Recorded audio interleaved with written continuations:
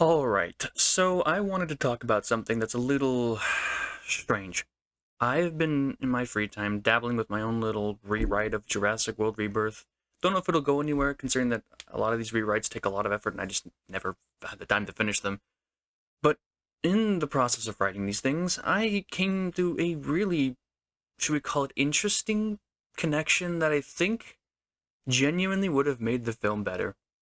The only problem is, and I really need to make a video about what the problems are with Jurassic Park right now, is that it covers one of the issues that the films have had. But let's just get into it. You saw the title. I believe that the Troodon from Jurassic Park the Game should have been in Rebirth. I mean, let's be real, these creatures are nightmare fuel, but they are very popular in the franchise, enough that they've gotten their own regular Mattel toy, and even a Hammond, or was it Hammond? It's a Hammond collection, right? The Hammond collection toy that I wish I could have gotten my hands on. This creature is incredibly popular in the franchise. It's part of the history of, well, sort of loosely, it's kind of soft canon. I mean, we keep getting variants of venomous Troodon all over the place. It's pretty clear that they're taking inspiration from it. We just haven't gotten the Jurassic Park the Game Troodon back yet. So, let's just get into it. Jurassic World Rebirth, it takes place on Isla St. Hubert, and it's supposed to be the island where all of InGen's mistakes were left behind, too dangerous for the original park or whatever. And that makes sense. We got Mutodons, and we got the not just dangerous, but like, sorry, it's off the cuff. You got Mutodons. You've got the Distortus Rex. You've got the weird looking Spinos. You got a pretty typical looking Mosa. Freaking Titanosaurus, some weird looking Quetzals. Like, just most of it seems pretty odd, but it doesn't really feel too weird. The island still feels pretty safe, and like most of the creatures there could have been in a Jurassic Park, except for like the Mutodons and the Distortus Rex. And on top of like the fact that they should have had some sort of mutant herbivore, because why didn't they? They should have, and I believe this is true, should have brought back some old lore. There is, and I'm going to tell you exactly how I would have done this. Like, pretty much, like if I was doing this in lore, but because the film franchise is really bad at acknowledging old lore, they just keep pushing forward and occasionally make a reference to old research facility. Like, let's go back and actually take a look at old lore. Maybe we can work in some Jurassic Park the Game's influence, because it is workable. If this is supposed to be the Island of Freaks, the mistakes, whatever, Troodon, let's be real, are probably the biggest mistake InGen ever made. If you've played Jurassic Park the Game, you know what I'm talking about. They are basically just alien monsters. Like, horrifying, that is what they are. Why don't we just, let's just briefly go over it. The Troodon from Jurassic Park the Game are not really that big. They're maybe 2-3 feet tall. They're very small, probably not even 100 pounds.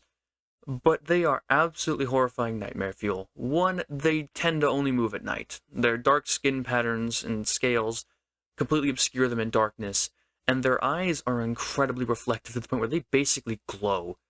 So if you see two little white dots staring at you in the darkness of Jurassic Park, that's Troodon, baby.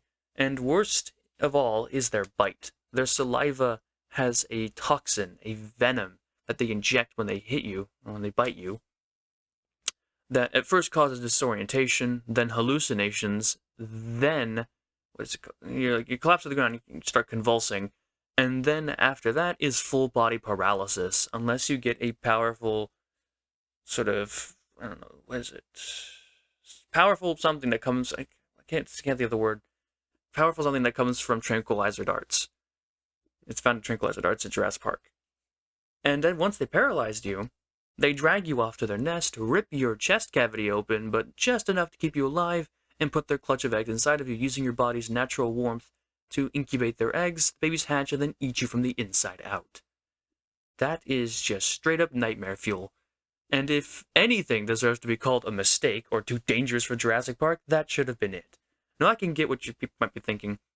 Oh, but they were on Jurassic Park, and well, and of course, they're soft cannons, so they're just never brought back. And that's what I mean, is that this could have been an excellent opportunity to bring them back. Could you imagine if there was some sort of cleanup operation? Because I think there even was, in lore, some sort of cleanup operation that went back to Jurassic Park before Jurassic World. That in that process, a team that knew about the Troodons gathered them and got them out of there, moving them to their island of mistakes. the Troodon would have been left on Isla St. Hubert to do whatever the hell they wanted for God knows how long. And then when the crew shows up in Jurassic World Rebirth, they could have been a genuine threat, but only appearing in tunnels and at night. Because they're incredibly small. They're way smaller than Mutodons, they're way smaller than the Distortus Rex. And I just think it would have made a great addition. Really. And I just can't think of... Like, could you imagine if you saw that in a movie? Just imagine seeing the Troodon from Jurassic Park the Game in a Jurassic Park movie, redesigned and made to look... Because, like, it doesn't really look right. You know, it doesn't really look like an actual creature that could exist. Like, it's just... You'd need to redesign them a little bit. I think you'd keep most of the core design elements, just make them look more realistic, because they kind of looked a little cartoony in Jurassic Park the Game, I'm not going to lie.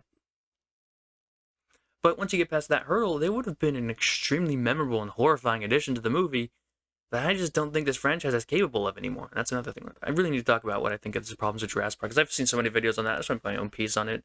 I also would like to mention that if they did this, this could also clear the way that instead of using just the mosasaur, they could have brought the tylosaurus from Jurassic Park the Game over as the giant sea creature that attacks.